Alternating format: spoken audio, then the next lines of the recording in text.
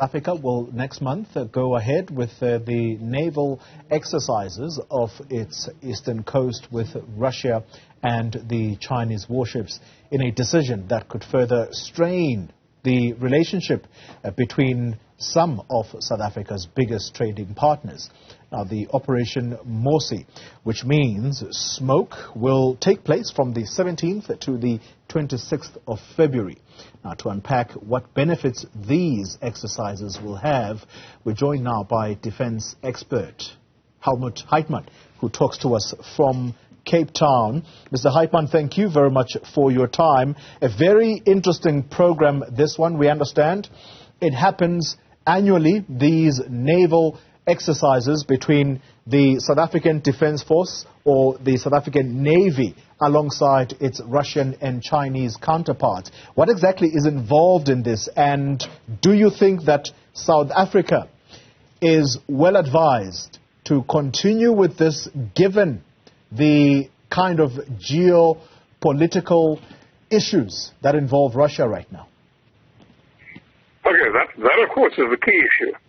Normally, i.e. not thinking now about the Russian invasion of Ukraine, normally I'd be delighted. The more you exercise with other armed forces, and particularly navies, the better.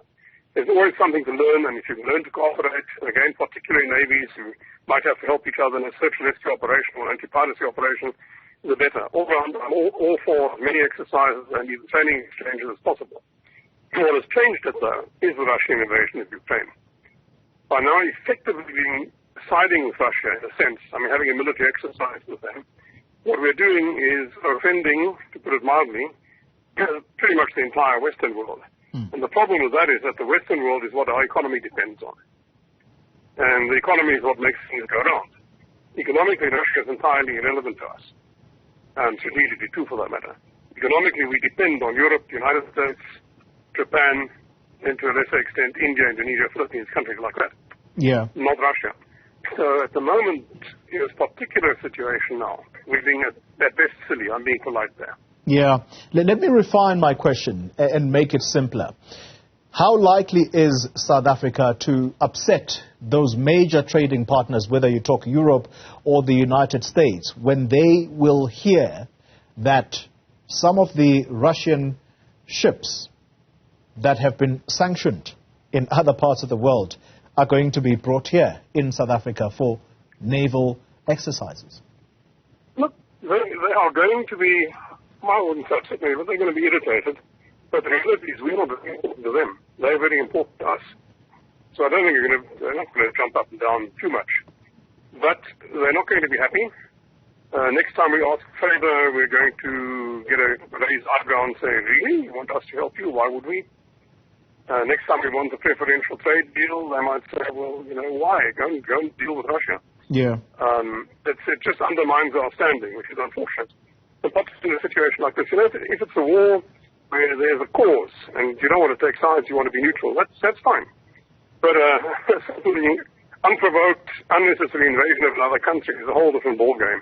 Yeah. And that paints us into a bit of a corner now, which is unfortunate because, as I said, generally I'm entirely in favor of as many exercises as possible, in relations with as many countries as possible. Yeah, yeah. Look, we can't take this conversation to issues of South Africa's foreign policy outlook because we'll be told that we are talking or we are punching above our weight here. These are issues that we are not clued up about. But what we can focus on is the benefit of this, particularly for the South African military or the South African Navy, because we have acquired with those arms that we bought back in the 90s. We bought this equipment, and some of them we have been told that they are sitting in warehouses somewhere gathering rust.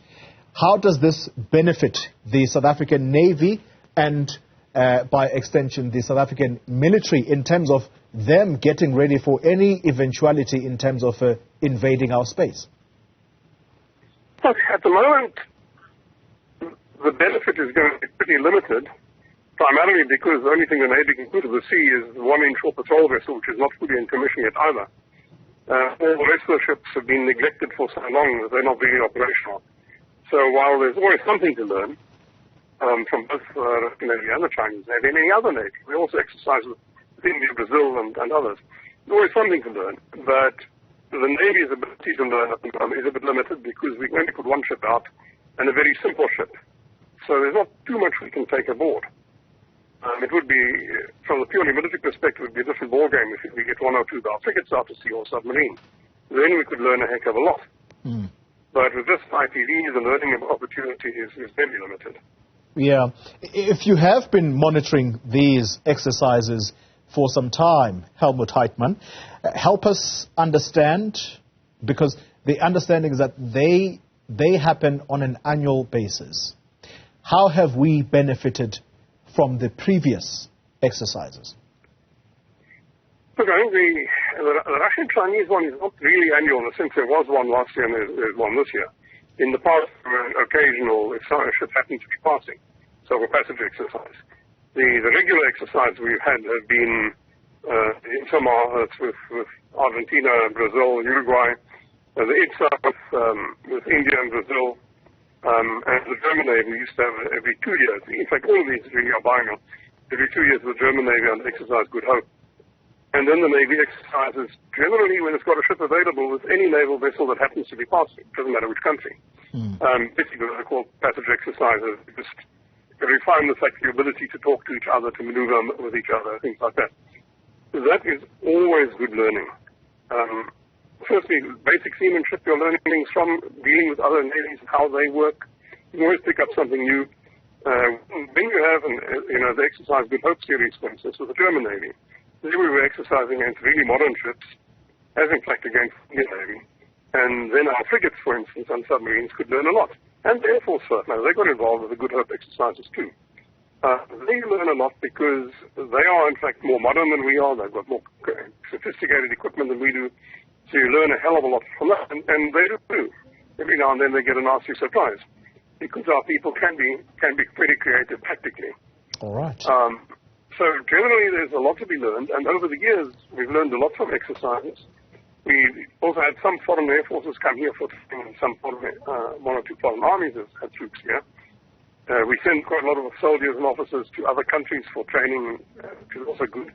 And we get some officers attending courses here. All of that is good. All right. At the purely military level, it is always good, it's always worth doing, it's worth the investment, and the more the better. But you do have to think geostrategically too, and then you've got to look at what are the long-term interests of the country. And the long-term interests of South Africa are economic. We've got to get our economy going, get it going better, and for that we need to be on really good terms with our prime major investors and major trading partners. All right. Helmoed Heitman, thank you very much for your time, defense analyst there. Let's quickly turn our attention